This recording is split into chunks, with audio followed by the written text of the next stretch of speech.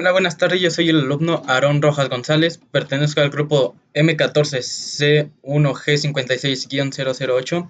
Hoy voy a hablar y exponer sobre los átomos, los cuales son el átomo de Dalton, el átomo de Thomson, el átomo de Rutherford y el átomo de Bohr. Comenzamos con el primer átomo llamado Dalton, que fue creado en el año 1803, que fue el primer modelo atómico con bases científicas y fue propuesto por el científico John Dalton, el cual había planteado que todo estaba hecho de materiales indivisibles e indestructibles, además que si son de un mismo elemento químico son iguales entre sí, por lo que también daría como resultado que cada átomo tiene su propio compuesto químico. El de Dalton sería HO por las razones que Dalton pensaba que los elementos que tenían un estado gaseoso siempre eran monoatómicos, lo cual era incorrecto porque el oxígeno es un estado gaseoso y su fórmula es 2O. Ahora vamos a pasar con el segundo átomo, el átomo de Thomson, que fue creado en el año 1897. Este átomo fue propuesto por el científico J. J. Thomson, el cual descubrió que los electrones de este átomo están compuestos por protones y neutrones.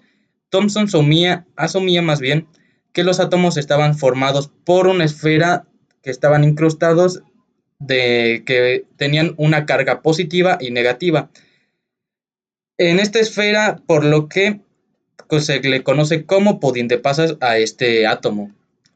Ahora vamos a pasar con el tercer átomo, el átomo de Rutherford, el cual fue creado en el año 1911. El creador de este átomo es Ernest Rutherford, que realizó una serie de experimentos en el mismo año, que se creó que estaba usando láminas de oro. Mientras avanzaba en estos experimentos, determinó que el átomo que está compuesto por un núcleo atómico de esta carga, la cual se concentra en su mayor parte de masa y además de electrones que giran alrededor de este núcleo. Vamos a pasar ahora con el último átomo o el cuarto átomo, el átomo de Bohr. En el año 1913, este átomo logró dar inicio a un mundo de al mundo de la física y a los postulados cuánticos, por lo que este átomo entre, fue considerado como la transición entre la mecánica clásica y la física, además de que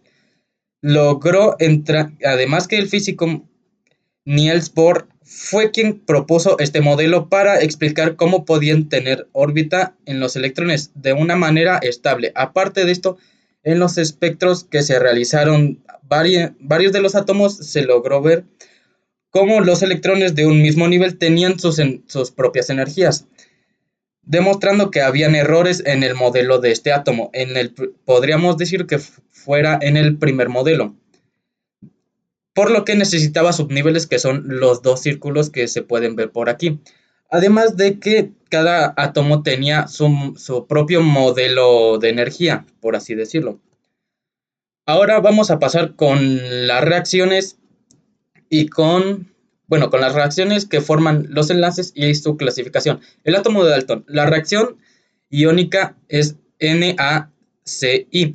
Dalton, al ver cómo la combinación de átomos de sodio de Na y cloro Ci en una proporción fija de 1.1 para formar así sal común, no explicarle la transferencia de electrones, ya que en su modelo los átomos eran indivisibles.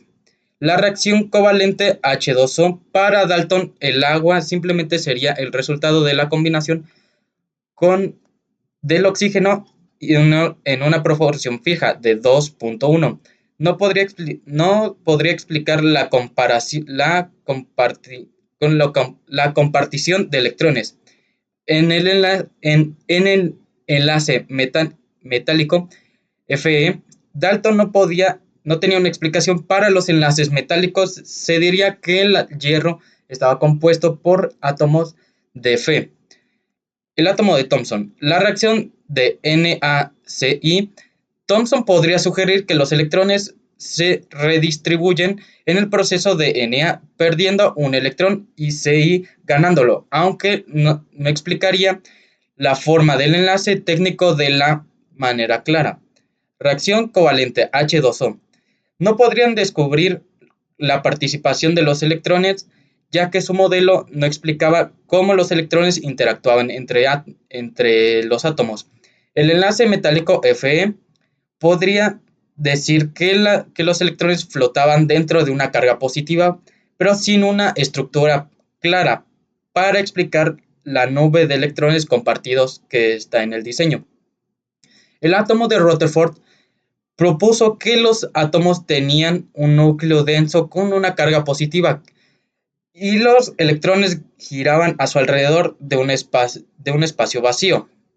La reacción de NaCl aquí ya es fácil de explicar, ya que no pierde un electrón de Ci, lo gana formando iones con cargas opuestas que se atraen. Reacción covalente H2O. Aunque Rutherford introdujo el concepto del núcleo en su modelo, no explicaba aún la comparación entre electrones y los enlaces covalentes. En el enlace metálico Fe no describió el detalle del enlace metálico, por lo que la existencia del núcleo permitiría suponer que los electrones pueden moverse literalmente a la estructura metálica. El átomo Bohr reacciona iónica NaC con Bohr, ya que se puede explicar que el Na tiene electrón en su última capa y lo transfiere al Ci, establecido ambos mediante la formación de iones. La reacción covalente del H2O en el átomo de Bohr la permitirá entender de los electrones se comparten en capas de energía específicas formando los enlaces covalentes. Y por último, en el enlace metálico Fe, el modelo de Bohr ayudaría a explicar la nube de electrones compartidos donde los electrones de valencia de los átomos metálicos se mueven libremente.